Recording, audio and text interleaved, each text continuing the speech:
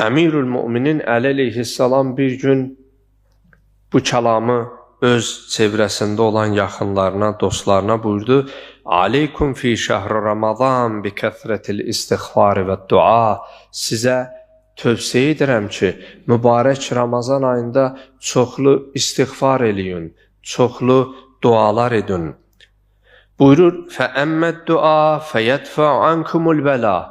Dua sizdən bəlaları uzaqlaşdırar. وَأَمَّا الْإِسْتِغْفَارِ فَيُمْحِي بِهِ ذُنُوبَكُمْ. Amma əstəğfirullah deməklə sizin günahınız məhv olar, aradan gedər, bağışlanar. Və ardıca buyurur ki, Peyğəmbər salavatullah belə buyurur. مَا مِنْ مُؤْمِنٍ يَسُومُ شَهْرَ رَمَضَانِ اِحْتِسَابًا إِلَّا أَوْجَبَ اللّٰهُ لَهُ سَبْعَ خِسَالٍ.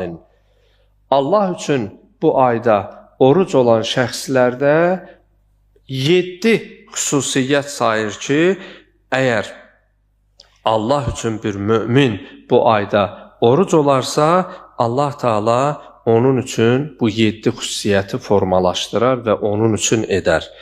Əvvəluha yəzibul haram fi cəsədih. Bu bir ay boyunca Allah üçün oruc olanda sənin cəsədində, vücudunda, fizioloji cəhətdən o haram qidaların ki təsirləri var idi, Allah onları yuvar, aparar, təmizləyər. Sənin bədənindən bu bir ay ərzində onu çıxarar.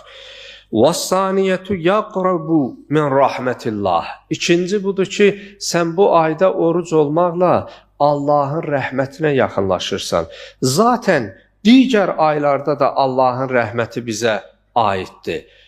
Əgər Allahın rəhməti olmasaydı, heç birimiz nəfəs ala bilməzdik. Allahın rəhməti olmasaydı, heç birimiz gəzə bilməzdik, işimizin ardınca gedə bilməzdik. Amma bu ayda xüsusi rəhmətdir, bilirsinizmi niyə? Çünki bu ayda alıb verdiyin nəfəs, oturduğun yerdə nəfəs alıb verirsən, digər aylardakı əlvə təsbih alıb Subhanallah, Subhanallah, Subhanallah deməyə bərabərdir.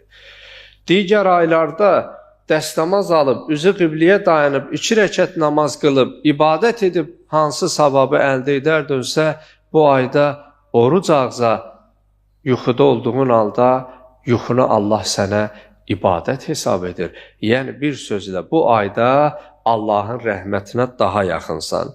Peyğəmbər salavatullah buyurur, 3-cü və salisətu yəkunu qad xaffərə xatiətə Adəmə əbih.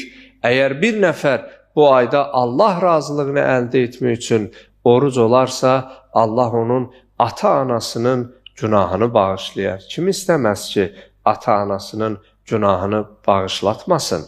Bu ayda oruc olmağımız həmçinin atalarımızın, analarımızın xəta və nöqsan günahlarının bağışlanmasına səbəb olur. وَالرَّابِعَةُ يُخَفِّفُ اللّٰهُ عَنْكُمْ سَكَرَاتِ الْمَوْتِ. Oruc olmağın 5-ci faydası, Peyğəmbər salavatullah buyurur, ölümün çətinliyini Allah sizə asanlaşdırar. İnanın, ölümün, o can vermənin bir çətinliyi var, səkarat-ı mövt ki deyərlər. Allah o anı hər birimizə asan eləsin. Hətta Peyğəmbərlər belə onun o ağırlığın, çətinliyin hiss eləyib.